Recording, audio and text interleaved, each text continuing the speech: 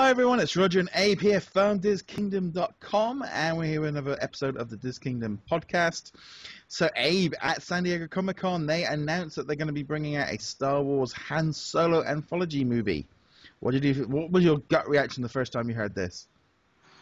I was surprised. I didn't expect it. I was expecting more Boba Fett or something. Even though I feel like it might tie into it, but either way, I was impressed. Excited, and then at the same time, I'm like, well, wait a second, but Harrison Ford's old. How are they going to do it? So, no, of course they're going to have to recast or something like that. But either way, I'm excited. It's so cool. I mean, come on, everybody loves Han Solo. Do you know, actually, for me, it's one of those weird things. If I'm actually looking at this going, I don't need this one. Han Solo was not that kind of character to me that really kind of stood out as a character that I needed to know much more about. He's just a human. He's the most normal out of everybody in Star Wars. And Blasphemy. Yeah, no, I don't know. It's like, I could have, I can understand them doing an Obi-Wan Kenobi movie, which I think is in the pipeline. With Ewan McGregor kind of filling in the bit between New Hope and things of what he was up to. I could see that as being a good movie. You've got all these new Force Awakens stuff. It just feels like, is this just filling in? I don't know. It's the only good thing is they're getting the guys in, Christopher Miller and Phil Lord, who worked on the Lego Movie and 21 Jump Street. So they've got some real they've kind of got more comedy aspect to them. They did Cloudy with a Chance of Meatballs, so that might work in its favor, being a bit more humanized. See, that's the thing that concerns me the most, actually. I don't know if I trust these guys enough to carry Han Solo. It's just, yeah, I don't know. I mean, 21 Jump Street, 22 Jump Street, I mean, I don't know if you've seen the movies. Yeah. I saw 22 Jump Street last week, so it came on Netflix. Yeah, so, I don't know.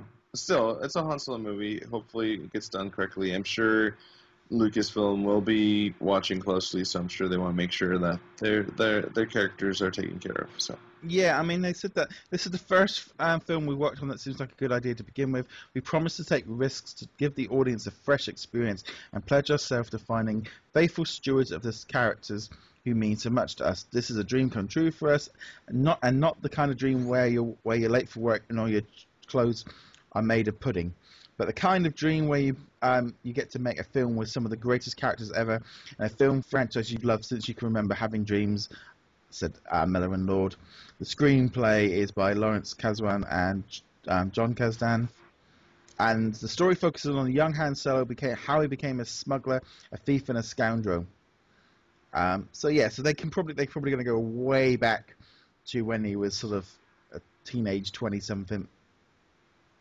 No, yeah. I mean, as long as like I said, they promise to take risks. Well, I just hope they don't go too risky. But I mean, I could see like Harrison Ford maybe doing like voiceover, or kind of going. Maybe they start off with telling a story to his kids or something like that, and then and suddenly we go back. I mean, possibly. I mean, see, I don't think that's how the anthologies work. Anthologies tell the story in between. So, yeah.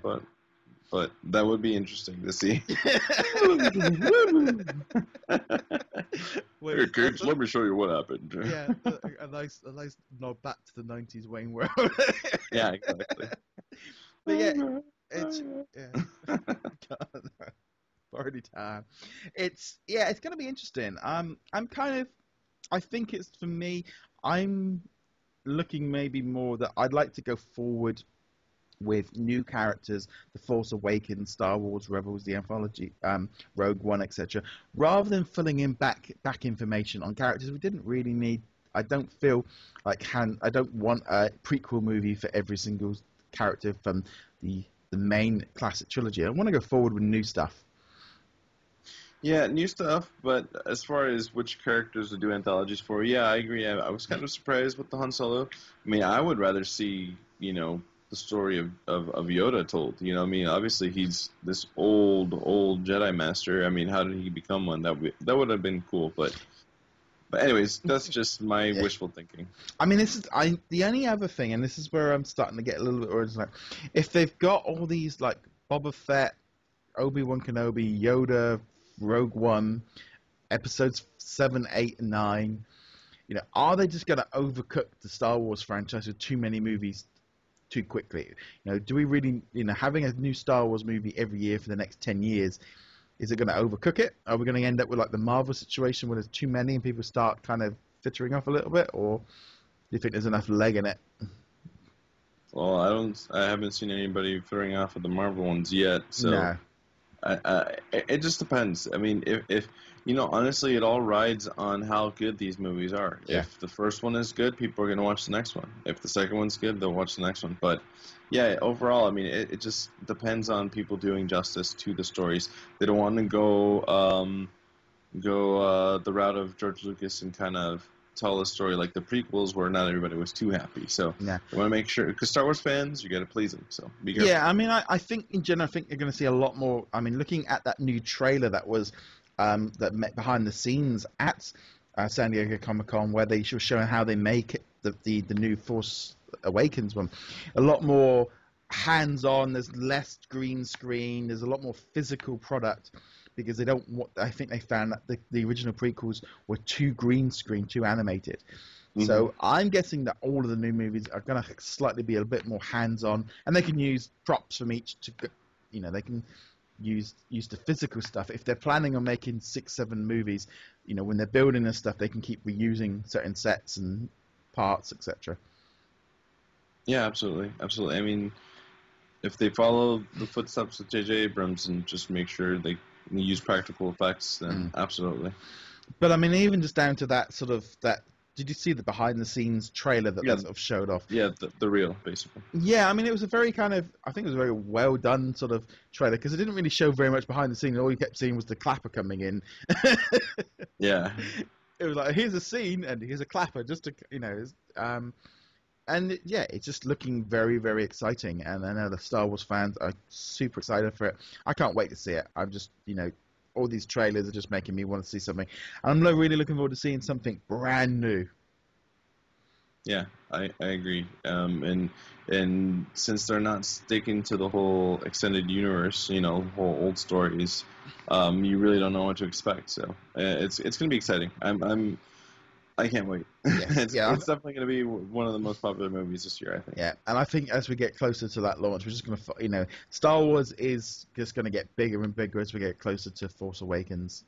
Absolutely. Yeah, so stay tuned.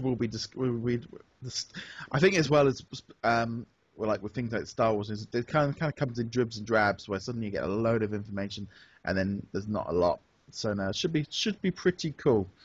Is there anything you want to add on any of the Star Wars stuff from San Diego Comic-Con before we close off this episode?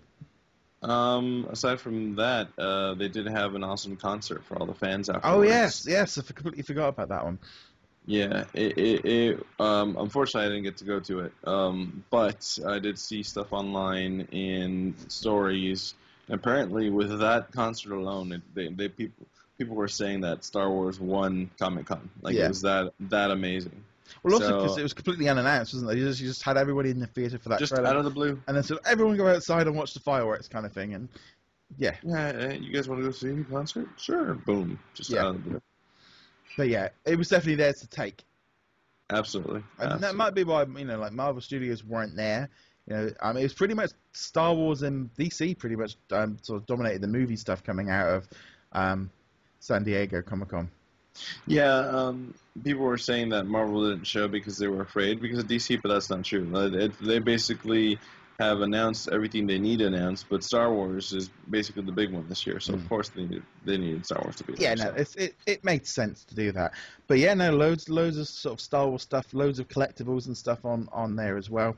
But be sure to check out thiskingdom.com for all that information. Remember to hit that subscribe button. Check out our Patreons, magicbandcollectors.com and sorterapps.com, and find more information at patreon.com/thiskingdom on how you can help us out there. And I think they're pretty much going to wrap up this episode. May the Force be with you. You too, buddy.